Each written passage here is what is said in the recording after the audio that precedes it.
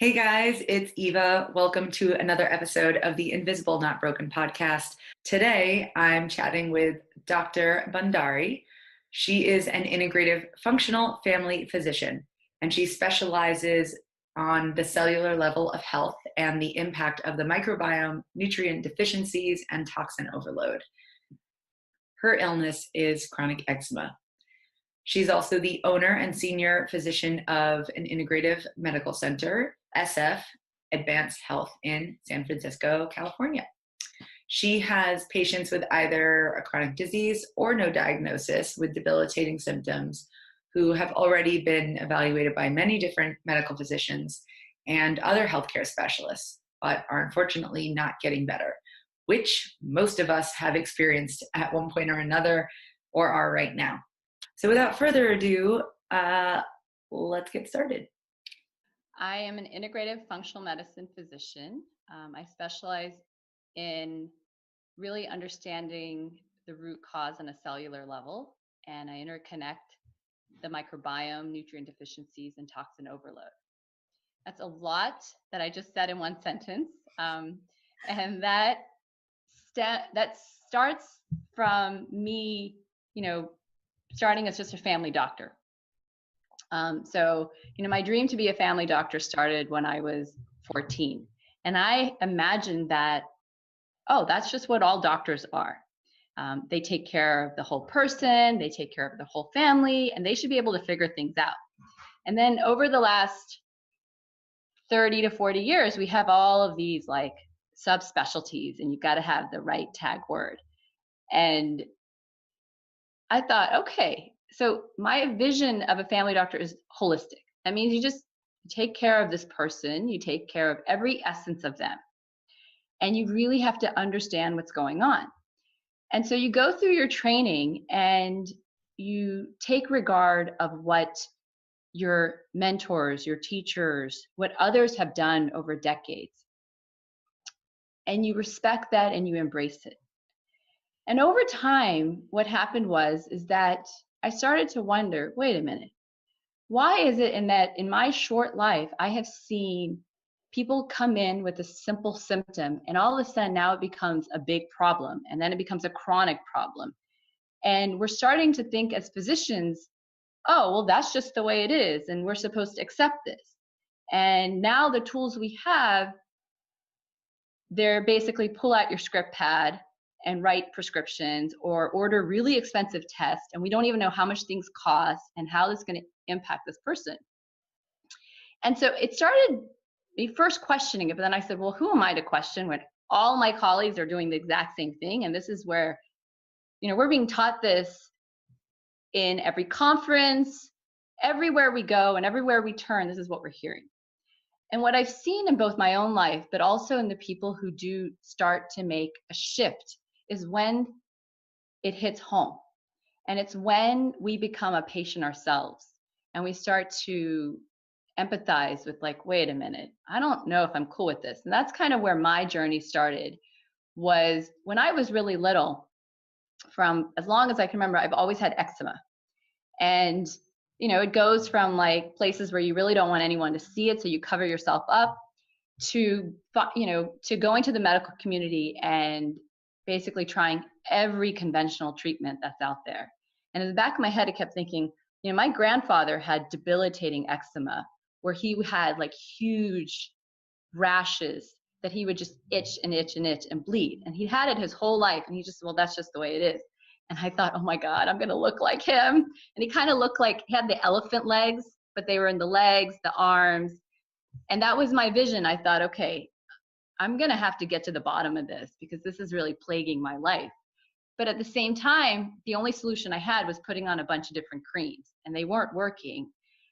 And what transcended was that as much as I accepted it, I said, well, maybe one, I don't like it, but I'm going to accept it, was when my youngest daughter, when she turned 2, she started developing really debilitating idiopathic hives, which is another form of an inflammatory skin condition. So eczema, psoriasis, it all is really coming from the same place. Now, when she's 2 years old and she is literally at 5 seconds from eating something or doing something, she has huge hives all over her face, all over her body. And you're kind of like, well, I could give her some Benadryl or an antihistamine, but I'm not cool with this idea of just drugging her up and then telling her she has to live with it. And that really led me on the journey of like, if no one that I'm going to for expertise, which all the different doctors, which includes family doctors, dermatologists, whoever it is, they're not giving me answers. What am I going to do? And her condition really continued and it kept getting worse and worse. And that led to around the same time, my oldest daughter was about to turn 6, and she had to have an emergency oophorectomy, which means she had to remove an ovary because she had basically a massive growth that they told us, if we don't remove this, eventually she's going to get ovarian cancer. And I thought, wait a minute, none of these things exist in my family. And these things are not just happening, but we're being told it's just happening. And that's okay. And I thought, I can't live my life, saying, I've lived my life accepting eczema, but my 2-year-old is going to accept hives for the rest of her life.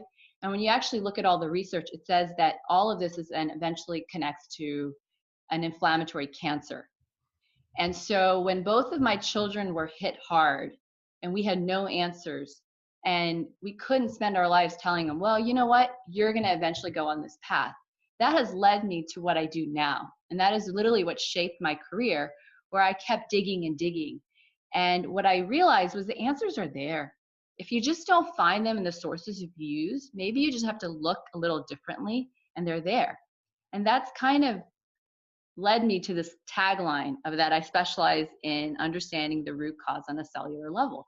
It's that when you understand as a human being, we're made up of trillions of cells.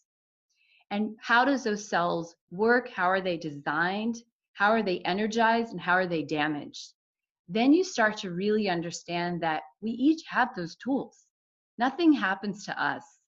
It's that we are just as involved in what's manifesting. So when you see it on the skin, when you feel it in your belly, it's got to all be connected, because it's this one human being who's not just this person, but it's very connected to our environment. And it is about embracing it and not being scared of it. And I think that's what's led me to actually really understand and also find tools that empower people, because they're all the things you and I are doing versus using treatment options that people say, well, the only reason I'm going to use it is I trust the person that is recommending it, but I'm scared. The label on the medicine says all these like 20 different side effects. Now, the overriding theme is that it's based on trust and having faith. So what I do now is directly connected to my journey, but my journey is connected through my children, through my family heritage. That's the world that I live in. That's the world that I practice. And that's the work that I do. Oh, that's so wonderful. You said like, it's not usually until it hits home for you that like physicians will kind of look somewhere else. And not only did it hit home for you personally, but it like literally hit home with your children. And I can't think of more of a driver than that. Yeah. And so, yeah, you talking about we are a whole body, and everything that happens within our body, it's still us as a whole person. I would love to hear what you think about when people say these days that our gut is our second brain. Does that resonate with you? And if it does, or in what way? Our gut is our brain. Yeah. I mean, if you really think about it, the whole word gut instincts, right? You can take that literally. I mean, if you really, it's like you get a signal, right? And we feel something in our belly, something, butterflies, or however people label it. When you feel something, that sends a signal to your brain. Your brain is like a messenger box, right? So it interprets that signal, and then it goes in different sections and says, well, how am I supposed to react? And that then ties us into like, oh, well, I'm going to move my arm this way, or I'm going to move away from this, or this is unsafe, or I'm going to be told, oh, you got to throw up. Whatever happens, it comes from our gut instincts, right? Our gut is our stomach, esophagus, small intestines, large intestines. It's also right beside our heart. So our heart, our gut, that's a real intelligence, right? That is what helps to regulate. Are you going to be happy? Are you going to freak out? Right? It tells your heart when it gets a signal from the brain, oh, you need to beat really fast. You need to slow it down. You need to kind of set signals to say there's excitement, there's panic. So our brain is our gut instincts. Yep. Right. Nail right on the head. I mean, I've definitely seen it that way. And I like that that's finally coming to the forefront of science. And in general, like gastrointestinal health as being of prime importance. Because before, I mean, I think people really just dismissed it as like, oh, maybe you have an allergy, or it's you just ate something that's not great for you. Like if you ate fried food, oh, you just don't feel well. But there's so many more messages, very specific messages that come from what you put in your body, but then the other way, right? Like what you're thinking and then how you're feeling. I've told so many people to look at the connection between the mind body, of just thinking of like the most, like the simplest example, which is if you're nervous, your stomach tends to hurt, or even like the butterflies, like if you're feeling butterflies when you meet someone, like how can you deny that what happens up here in your brain affects your stomach and vice versa, when we know every day how that can happen? Or like when something that you eat makes you tired. These are just like everyday examples of what people ignore that when it comes to the more serious conditions, or like more or even like serious acute scenarios. Yeah, it's always been mind-boggling to me that it wasn't obvious. But then again, if you don't know to look, you don't know to think that way, then I guess why would you? You just go based on what you've heard, right? Like around. Right. And especially as a doctor, like you said, it's who am I to correct all of these doctors and people in conferences and the books. It's yeah. Right. So good for you. Good for you for thinking outside of the box and not just going with the flow of what everyone else says. And now luckily more people are coming out of the woodwork and being like, hey, functional medicine is the way. It really, you got to look at everyone as a whole. And on that note, I'd really love to know a bit more about your practice. Like, can you explain in a bit more detail your unique approach to care, and maybe even some examples of some patients, like scenarios, not the actual patients? So I would say in some ways the practice design of how I practice, of the actual physical space, is a place where you land. When you step foot into our integrative center, you feel like you're home, because you feel the energy, and the energy feels safe, it is full of love, and that establishes trust. That is deliberately done because it is about truly, for each person who is at our center, to thrive as a human being. And when they are able to do that, they are able to give their very best to every person who walks into the center. That means that each person who walks in feels a transformation, that when they leave feeling so much better. That means that they're going to go out in the world and have a greater impact on other people. So every aspect is really well thought through, so it feels seamless. And that is not just how the actual design is, it's also the way that we practice. For instance, the space is designed to be very simplistic but beautiful. That is also the way then we interact with each of us, because there's a relationship. So I've moved away from a hierarchy system, that patient-physician. Patient-physician, yes, you have a professional, trusted relationship, but we're both on this journey together. So what is unique in the way that I practice is that I give people as much time as they need to tell their story. And the interesting thing is that there's this misconception that, oh, if you give people a lot of time, they're just going to talk forever. Well, the reality is like when you feel heard, you know it. So say what you need to say. And in the telling of the story, it's not just what the person says, it's how they say it. It's their body language. In that, I learn a ton about what's going on and what did they not say. That's a very important piece of me figuring out the story.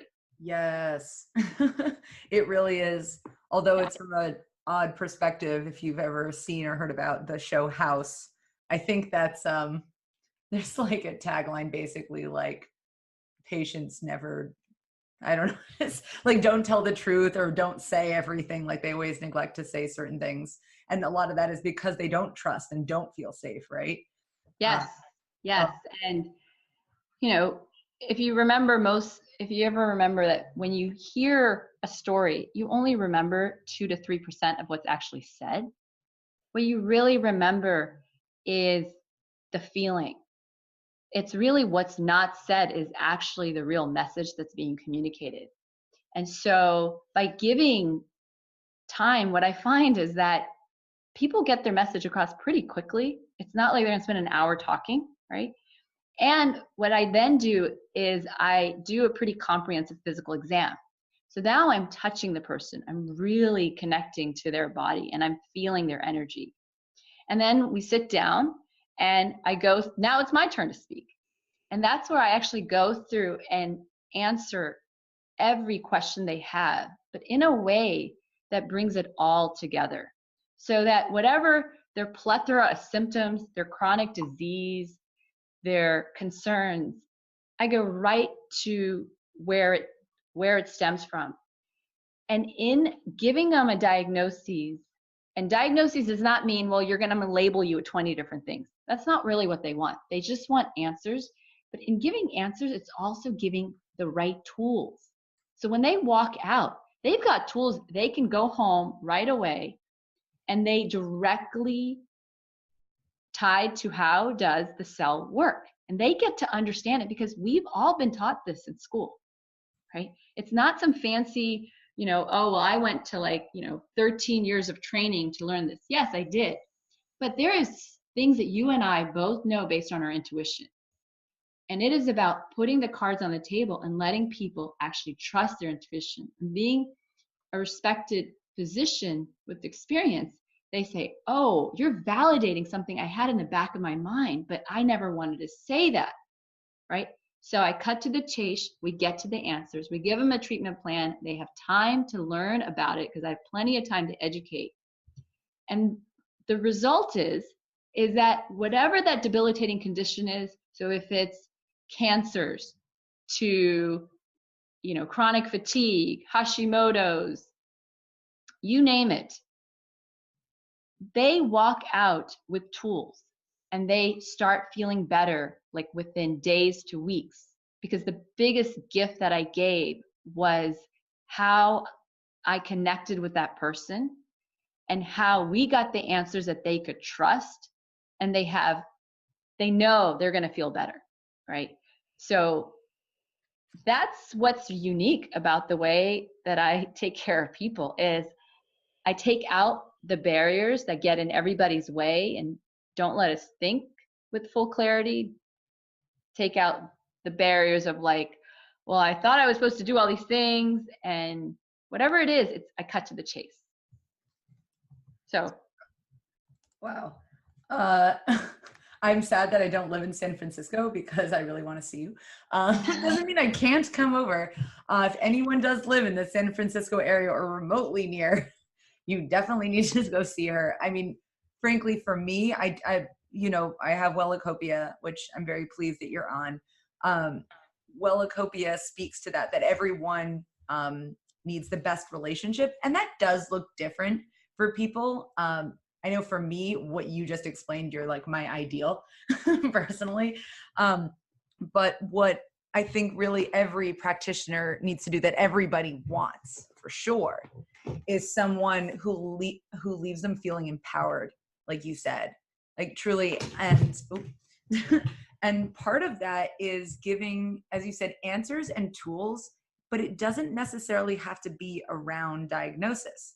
So like, I'll tell you that, and I know I'm not alone here.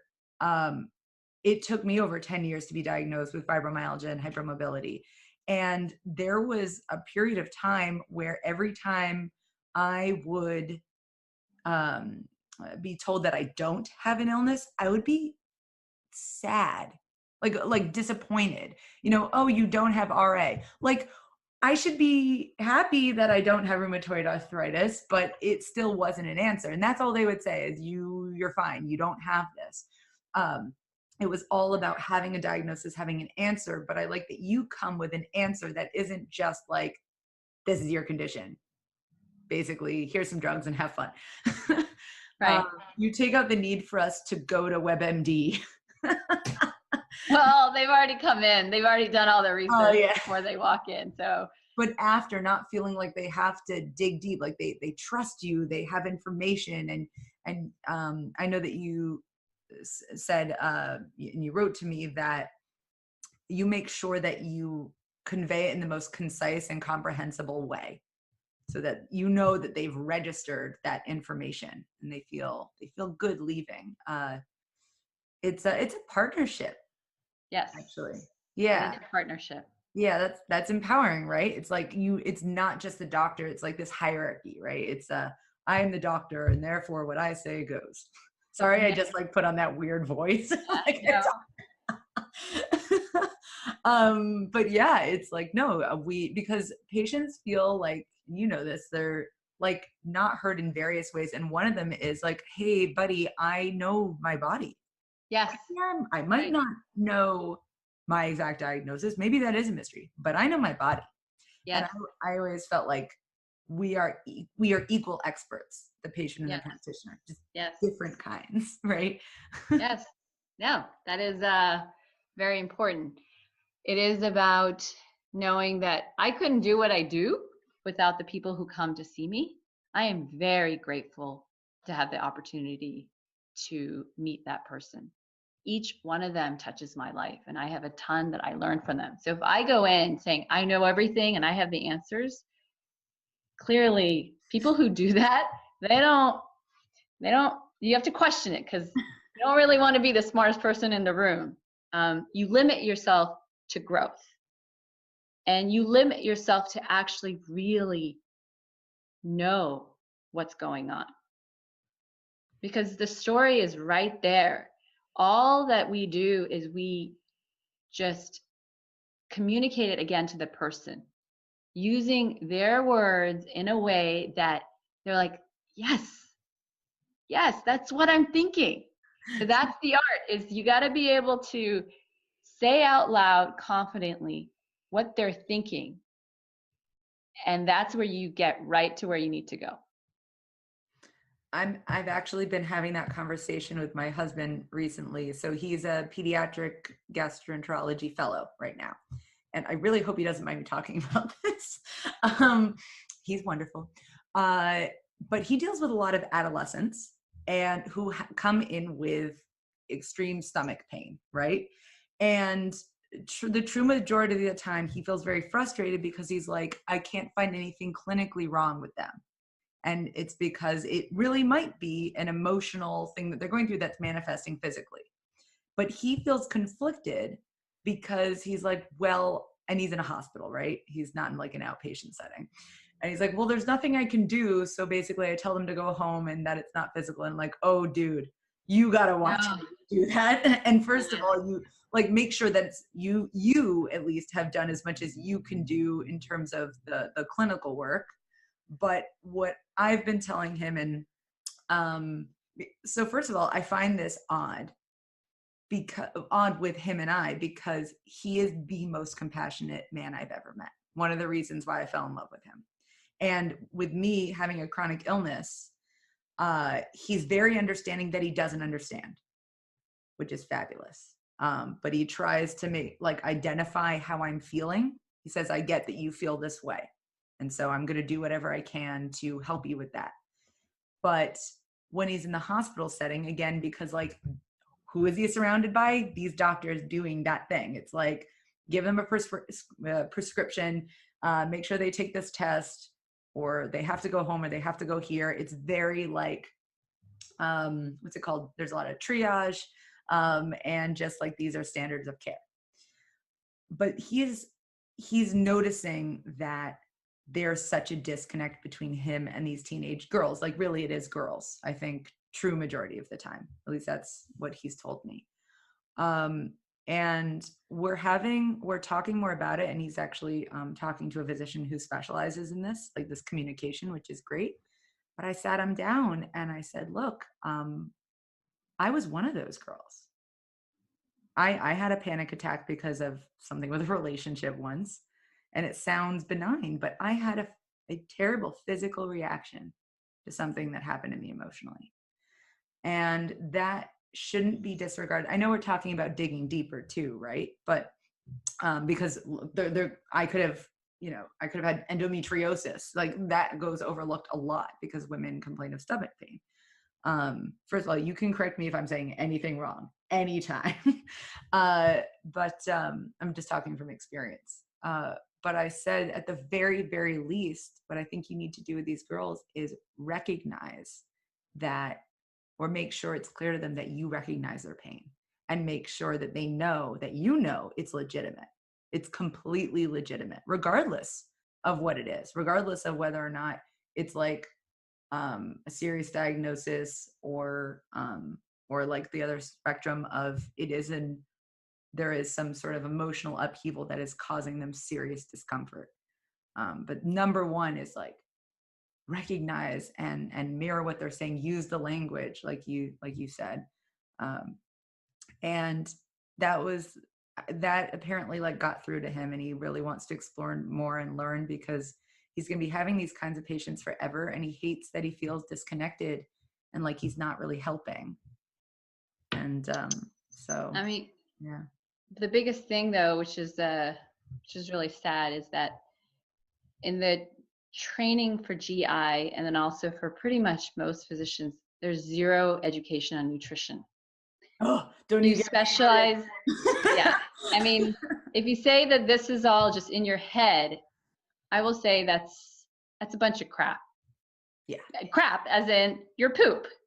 And the reality is that when no one actually asks, like, go through your day. What do you eat? What do you drink? Listen to what people have to say. So when you're not connected at all with nutrition in terms of, like, as a GI or any other doctor, you really need to know agriculture in the United States. You need to know where things come from, because this disconnect has gotten bigger and bigger and bigger. And it's a disconnect between, oh, well, it doesn't have anything to do with what I do. What's that have to do with how the body works?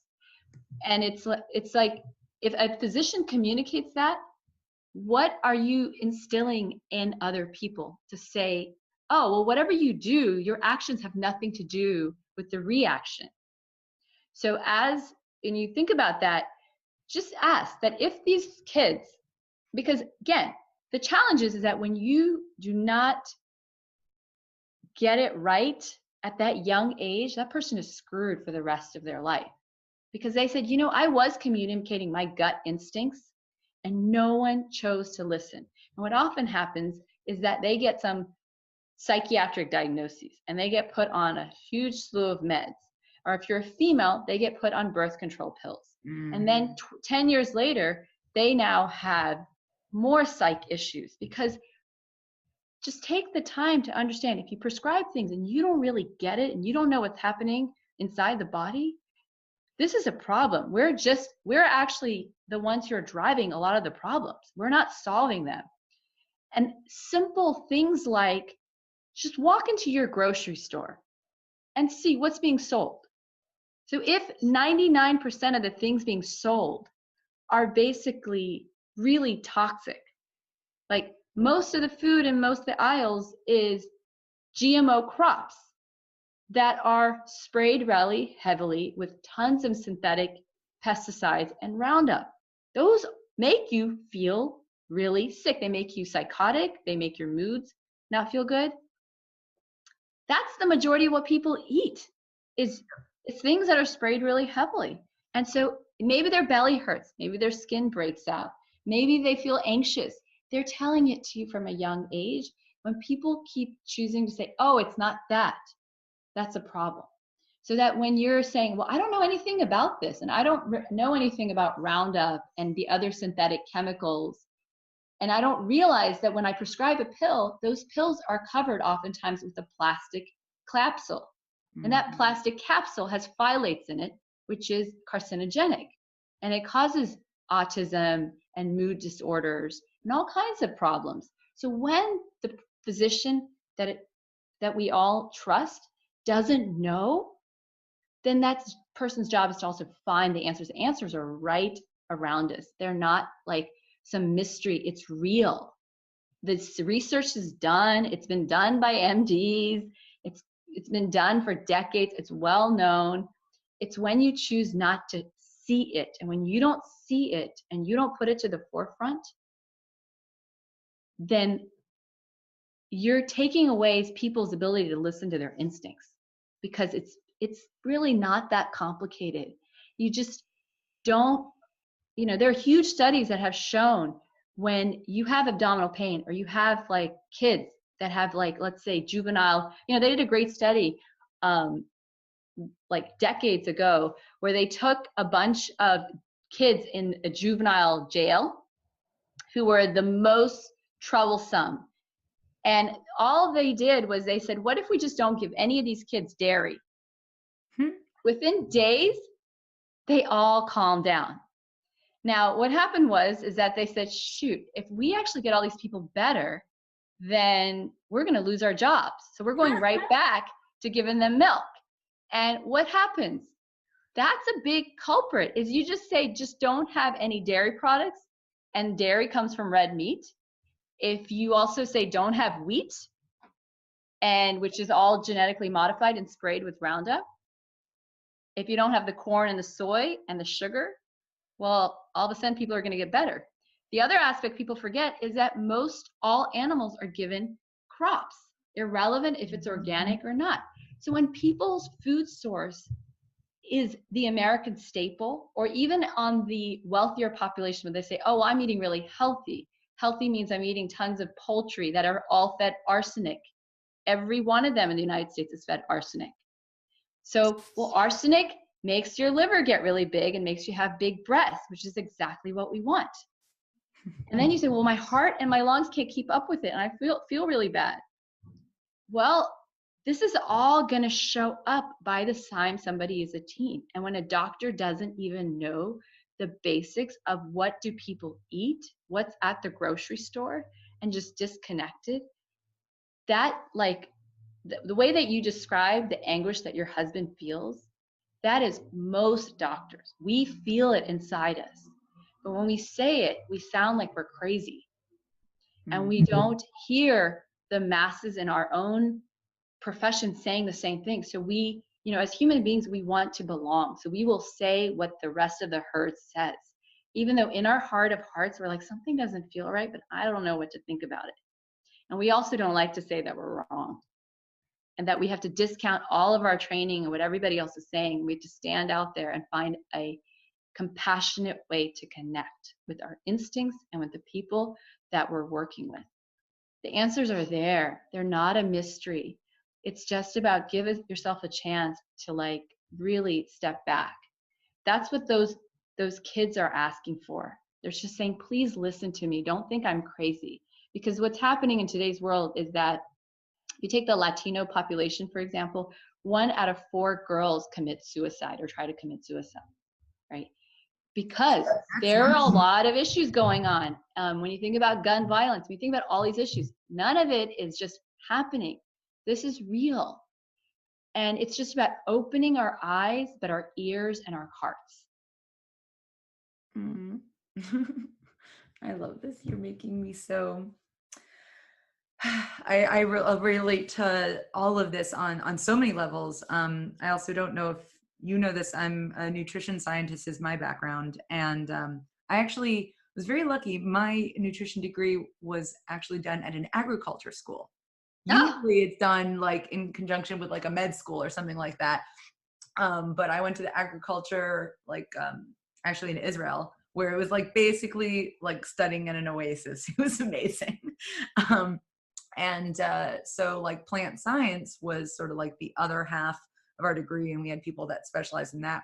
We actually, um, half of my class, this was all men except for one girl. It was like um, 10 men and one woman, specialized in animal science too. And at the end of the day, yes, I'm first of all, I'm vegetarian, mostly vegan. Um, but I really liked that they really wanted to study in depth how we can have meat and dairy in the most wholesome, natural ways possible. Although at the same time, we had to do what's it called? Basically quality, let's just say quality control and something like that with nutrition and agriculture. I can't remember the name of the class. And naturally we're going to ask, what about organic? And this is true in America, but definitely true in Israel, unfortunately. Sorry, Israel. This isn't going to sound good, and I love Israel, but it doesn't really matter in a small area like that because it's going to be everywhere. yes, It's too small yes. to say that everything, like in the soil and in the air, like it's not even worth it to get organic crops. It's like especially there. So that was sad. It's not that different in the US, That's what right? I was wondering. No, we have acres and acres of the same thing being grown. Nobody would grow their garden that way. That doesn't make any sense. If one area is sprayed heavily, that spray goes for hundreds to thousands of miles. And the United States has very little regulations. We've really dumbed down our definition of organic. We've allowed a lot of synthetic chemicals to be considered organic, or if we label them as inert, like, oh, that's fine, I don't have to test anything. Those have really worsened over the last 20 to 30 years. So you have to be careful what you choose to have organic. Again, some things are just better than others. So again, it's not like it's perfect, but it is best to understand how do things work inside the body. I think the challenge people face in the United States is that we falsely create this illusion that there's a plethora of things because we keep the price so low. So we think, well, we could have plenty of this, but that is at the price of actually destroying the agriculture industry. By actually, the production costs us more than the actual item that consumers pay for.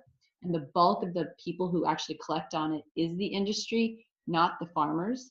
It's not because farmers are really like wanting to do certain things, but we've had massive number of farmers just, they cannot sustain their farms anymore. They've been completely pushed out. So Right. people have to get connected to these things and say, if you want to know what's happening, you kind of need to like open your eyes and look, because without it, we don't realize how much we're destroying both what we're experiencing, but that we're kind of destroying the world that we're in, and that we are just as much responsible for what happens in the US and the impact that we have for millions of people over the world. Right? People do need a sense of something beyond themselves, but it starts with just basic like listening to your instincts and feeling safe to say something, and that the receiver welcomes and is a good guide. So I think something that's very hard for a lot of people when it comes to nutrition, you could even say this like with politics and environmental, I want to say like just helping the environment, is it seems so big. Like people want to help for the greater good, but things look really big and complicated. So Mm-hmm. like nutrition in this instance, right? We're talking about all the things that are dangerous, like how toxins affect our body, and how just poor nutrition in general affects our body. So I want to try and flip it over Yeah. and talk about from a broader standpoint, and also an example of yourself, your family. Like, so what are things to do? and ways to like dive into this journey of being proactive with your own health as well as around you? One is believing that you make a difference, that each day what you do has a dramatic impact in the world. Little simple things that I would say is just focus on the first 40 to 90 minutes when you wake up each day. That will define the rest of your day, and that will define the rest of your weeks and your months. When you wake up in the morning, you need to know that you're actually awake. What you need is you need to fuel your cells. A cell is 90% water and oxygen, none of which we actually can produce as a human being. True. So if you focus on the fact that just breathe and know that you're alive, and breathing is not about inhaling, it's about exhale.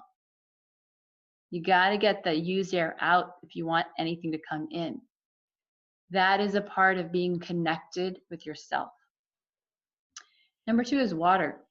The United States actually has decent regulations in water. Drink water first thing in the morning. Drink like 4 cups of water. Always next to me, Yeah. big water bottle. Refill it through the day. That is where I would start. And I would say eat at home instead of walking out your door and then saying, oh, I'm hungry and now I'm at the mercy of whatever's in front of me. Value putting your food together instead of just opening up packages and saying, oh, well, eating is not that important. I would rather like look at my phone. I'd rather do all these other things. You're giving the wrong messages to yourself to say, oh, I don't care about breathing, or I don't care about eating. I don't care about what I'm eating, where it comes from. It's just value that moment, right? That's it. When you start to value, how did I put this together? Where did it come from? You're going to know what feels right. And in terms of what you put together, think about a garden. If you've never owned a garden, or if you've never, you've seen a garden. 99% of people have actually probably seen a park, and they've seen things maybe grown in a park. And all I would say is focus on, if we are mostly made up of water and oxygen and we can't produce any of that, then who does? And those are plants. The plants who do that are the plants that grow above the ground.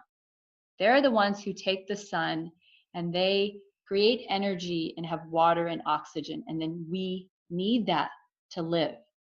So we have to respect that. And to do that, we focus on what grows above the ground, because that doesn't take that many resources from the earth, but grows beautiful food. That's where you focus your energy on, is the garden, because we are a garden in and of ourselves. We're a living being made up of trillions of cells. We're an energy force. And that's where I think I'd start, is if you can imagine what grows above ground, have a plethora of that. If it grows far from the ground, like on a tree, remember, those are flowers. So we don't eat all of the flowers, because that would be cruel. We respect it. And we have to be economical. So if you had a garden, you would only grow certain things, because otherwise your water bill would go off the charts. So connect with that, which means that if something requires hundreds to thousands of gallons of water to be produced, imagine how dehydrating it is inside your body. Imagine that in a world where we have a lot of industrial exposures of toxins, you are getting exposed to a ton of toxins, and they're not going to let go of that food very, very easily. So it's really about, those items tend to be the items that are basically mostly in people's plates right now.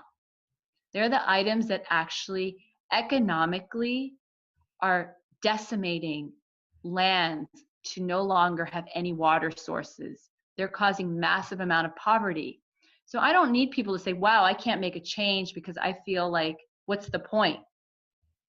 If you just focus on when you wake up in the morning and you breathe, which means exhaling, you drink water, and you choose to pick what grows above the ground first. That's it. Understand economics, understand why things are what they are. You don't have to do it for health reasons. Just do it to feel like just your best self for that moment. That's where you start. And what that naturally does is it focuses on what I can do. It doesn't focus on, well, don't do A, B, C, D, E, F, G, or all these things are going to happen. That's where people feel frozen, because that is very culturally driven. So if I tell people, think about like, maybe don't eat like, cereal and milk every morning, right? They're like, well, what am I going to do? But if I focus on, you have these tools, like you that feels right to you and that feels safe and you get it. Start there, right? Don't just take a shortcut and say, putting it together, that's not important. Or take a shortcut, eating it is not important. Really, you're obsessing about food in one instance, but you're disregarding it in the other. So kids get that, because now in schools, they're starting to do like outdoor gardening education. They're trying to get kids out in like parks, at least in certain areas, they're trying to connect people, right? Kids get that. And they're the best teachers, where they say, yeah, this feels good. When they go home or when they look at what lunch they're given by the school systems, they're like, I guess I'm supposed to eat this because I trust these people. But none of it is what grows from a garden, right? It tends to be a packaged item where it's all covered in plastics. And as much as people learn about plastics and how much they're destroying the oceans, we see so much of it, we don't even see it anymore. So we don't see that our water is in a plastic container, or we think that buying bottled water is cleaner than tap water. And plastic water bottle is like, all they do is take the water out of the lakes and the river and they fill it in a bottle and they put a really expensive label on it. So you have the illusion that this is cleaner, but that's marketing. And it is about just go back to the basics. And that's all I would tell people do, is say, just start with, move away from the labels, like, well, this is breakfast food and this is dinner food. That's all just marketing. So what I'm saying is marketing too. I'm just connecting with your instincts. Because marketing is education. When I connect with your instincts to say, yeah, it actually feels good to just drink that like water right out of the tap, not the coffee, right? Because you wouldn't give a newborn baby coffee. So why would you give yourself coffee as your breakfast? And then the piece of toast and the pastry and the bagel, and thinking that that's what you should do, right? So again, it's really keep it basics. Connect to people with what works for them. They get this, right? I don't focus on like, well, here's all the 20 different nutrition facts. I can tell you all of them. But it is about what they're going to remember in their heart that they can leave with. And that when somebody questions them, they say, well, I still think this one makes sense. And so the rest of the day, what they do is on them. But if I get the first hour, an hour and a half right, and I said, if that felt really good, where you had, let's say, greens, and you had maybe like beans, or you had like an ancient grain that we didn't destroy already, because everybody else thinks it's really popular, so we want to grow like acres and acres of it. Just start there. And by doing it, you say, if that felt really good, you might do it again and again and again. So it takes out some of the other stuff. And even people who have, are coming from low socioeconomic, when majority of the United States, most people don't make that much, right? They can still hopefully turn on their tap. And because the challenge is most of these people are buying water because they come from a place where you literally couldn't turn on the tap and drink the water. So they're starting their day not having any water. They're having orange juice, and they're having coffee, and they're having all processed food. But you can still turn on your tap and drink the water. Even if it's in Flint, Michigan, most of that poisoning is not just the tap water, it's the food sources, because all of those toxic wastes are going into the waterways, and that is going all into the industry. So it's what you eat, but I'm not going to focus on too much of that because it's the hows, it's the experience. People remember that because that's their real intelligence, is their heart and gut intelligence. That's what I would tell people, is just when they wake up, make sure they know they're alive and value that first 40 minutes. It will change their life. I know I definitely see a difference when that's the case for me, like drinking, eating well, relaxing. Like I meditate most mornings for 10 minutes, although I'll be totally honest, I don't think it's meditating. I'm pretty sure it's sitting in that armchair, breathing with my eyes closed. And you know what? That makes a big difference. I can't stress that enough to everyone listening who's been told they should meditate and you're like, I don't know how to meditate, or, I can't. Just sit and breathe and stay still, because I found that I almost feel like I'm sinking into the chair, and that weight and like feeling my whole body is so incredibly relaxing and gets me in touch with both myself and my surroundings. Yeah, it's really waking up in like a different way. Although there are days when I'm so tired that I would fall asleep in 2 minutes, and then I'm like, okay, maybe I shouldn't do this right now. But that's different. Where was I going to go with this? It's like when you talk, there are so many things that come up for me. It's very hard. But where do I want to go? Okay. So something I wanted to acknowledge is, I know a lot of our listeners, and I know some of them, are in particularly hard situations, and some of them are bedridden. Some of them, a lot of us have like depression and anxiety, and feeling optimistic, like taking control, seems so much harder than it does for them than other people. And I just wanted to say that it really is possible, even when it doesn't seem like it. It seems like to some people, it's like, getting up and putting something fresh in my mouth is hard for reasons 1, 2, and 3. Like there's so many ways we could give excuses, right? Like life is just full of excuses, but it is all possible. Everything that you're talking about is possible. And it's just finding out how to navigate your life properly in order to do that. And like you said, believe and connect that it is possible and that you have an impact, even if you are someone who really can't leave bed a lot of the time. Like that, it is still absolutely within the realm of possibility, and to be able to take care of yourself in that way, or have someone else who's helping you make sure that that happens. And actually, whether it be having a doctor like yourself who helps them navigate that life and make sure they have a plan to move forward.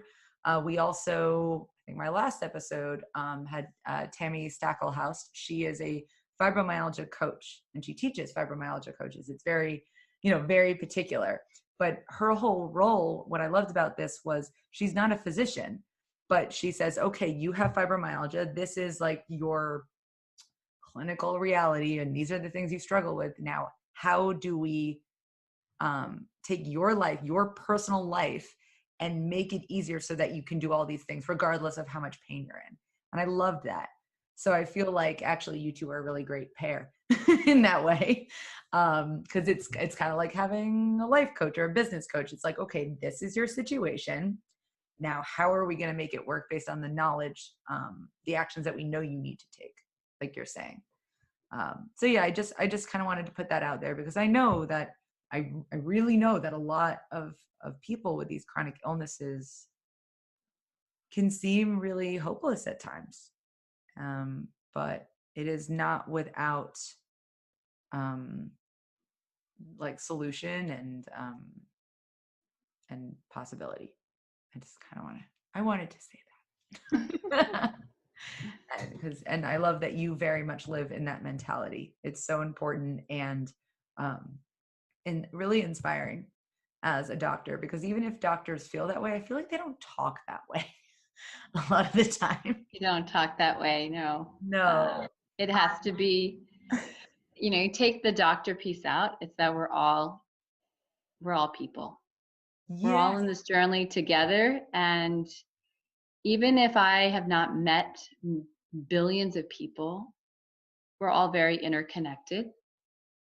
And that, as you can imagine, if you closed your eyes and you have 3 people that you say, I love them more than I love anybody else in the world.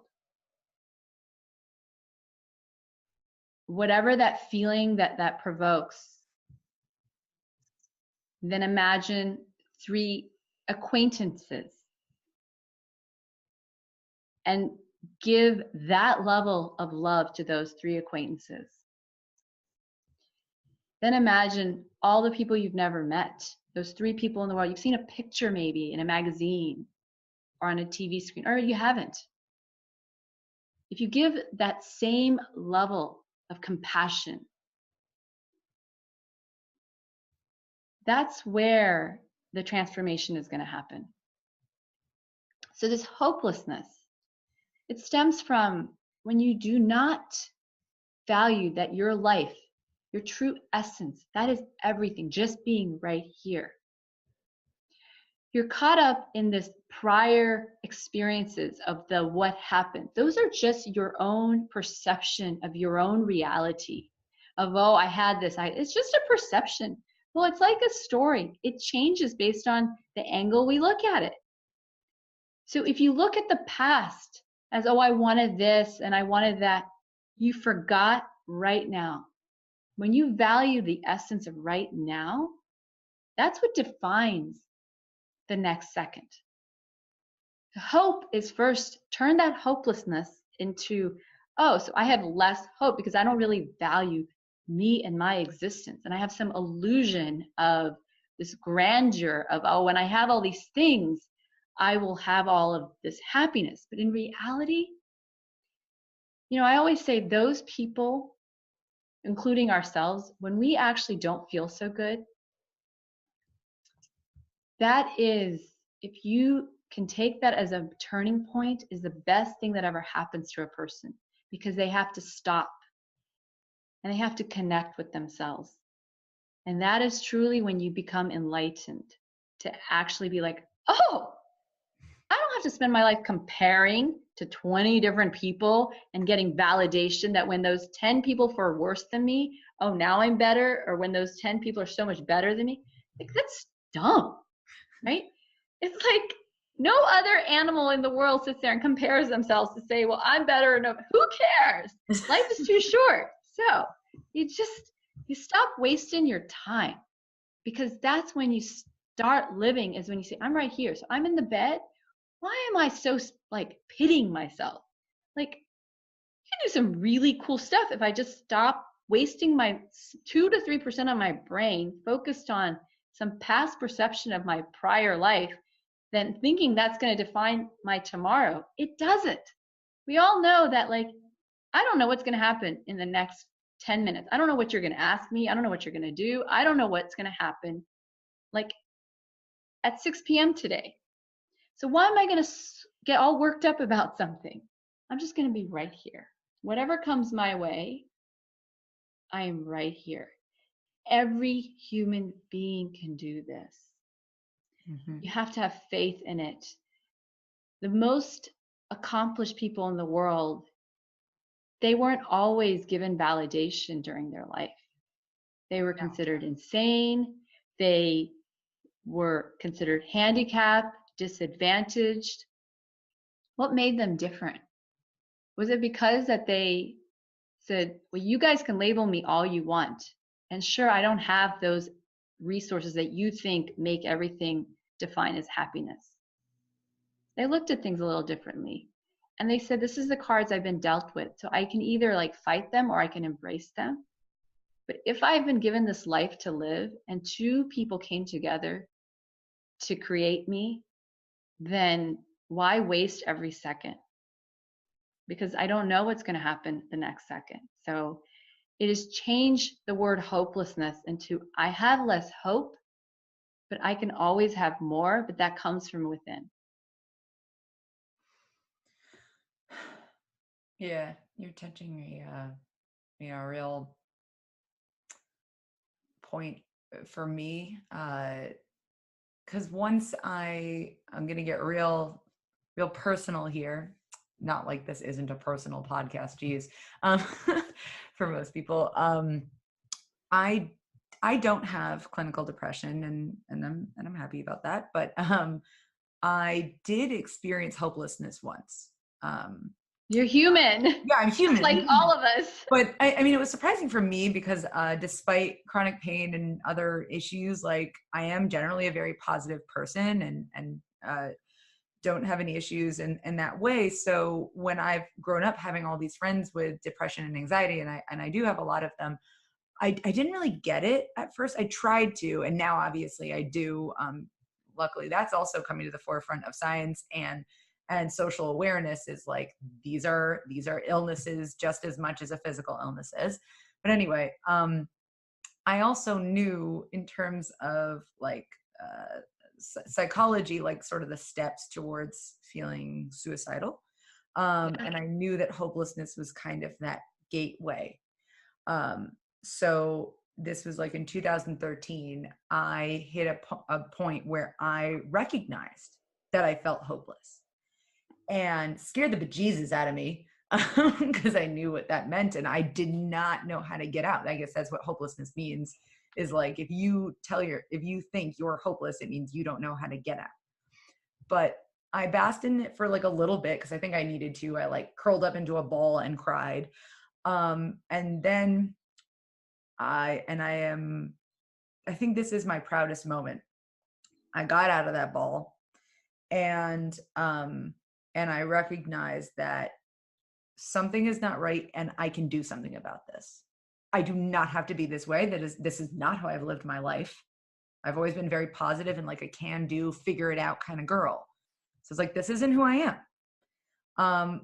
The first action I took, and I'm very happy about this, is I actually walked upstairs to my mom and I said, I need to see a therapist. And I liked that because, first of all, I like talk therapy. That's always been my thing. Actually, no, sorry. I said I need to see a psychiatrist. I knew I wanted to be evaluated in case. And I respected that about myself because I don't know if a lot of people do that, especially not so immediately. I was like, just hit rock bottom. 5 minutes later, okay, let's go do something about this.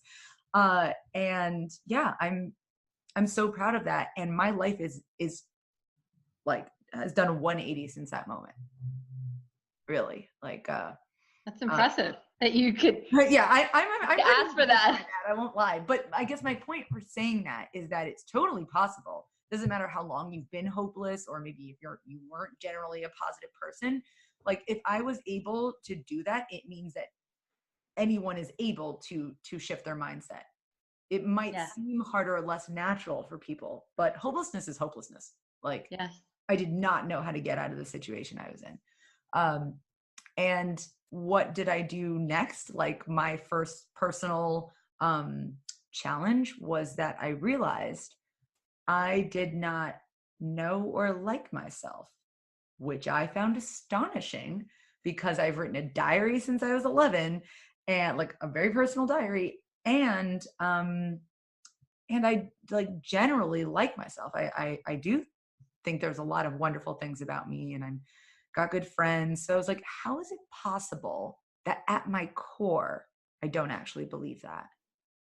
And then I decided to get to know myself and really dig deeper. And yeah, like, sorry, long story short, that changed my entire world. And I'm always growing. Like, it's never going to stop. But then I also got more in touch with myself physically and like in terms of my health. I went to get a nutrition master's within that year. It's not a coincidence. So, it is absolutely possible, regardless of where you are. So those are my 2 cents right there. And I guess on that, we do actually have to finish. We actually over an hour. Oh no, I hope you guys are still with us. But if you I know you already touched on this, but I guess I'd like to leave with that one last message that you'd like to instill in everybody, because you told me, and I'd love to hear you say it out loud. It would be to believe. It would be that you don't have to have all the answers. You don't have to be the person who has to figure it all out and to fix it. You just need to have faith and believe. And by doing that, we as human beings, we will always go to help. That is an inherent property of people, is that our true self. You just got to know that it's there. You don't need to know who it is, but you put the intention out there, you put your vulnerability out there, and don't stop believing. Don't give up faith. Don't give up hope. When you do know you're human, you are just like every single one of us. Many of us who we didn't say it out loud to say, yeah, I've personally been probably suicidal at least 2 or 3 times in my life. And if it was up to me, I didn't have a reason to do it for myself, to keep going for myself. But what drives me and what drives that hope is that we're here for a reason. We don't always know the reason, but just have faith and believe that it will come. It will come. Man, you are really quotable. I like to think of quotes that I'll kind of take out of episodes at the end, and I'm like, oh my God, there's so many. There's so many. You're wonderful. Do you do public speaking? Because you should. I do. Okay, good. Yeah.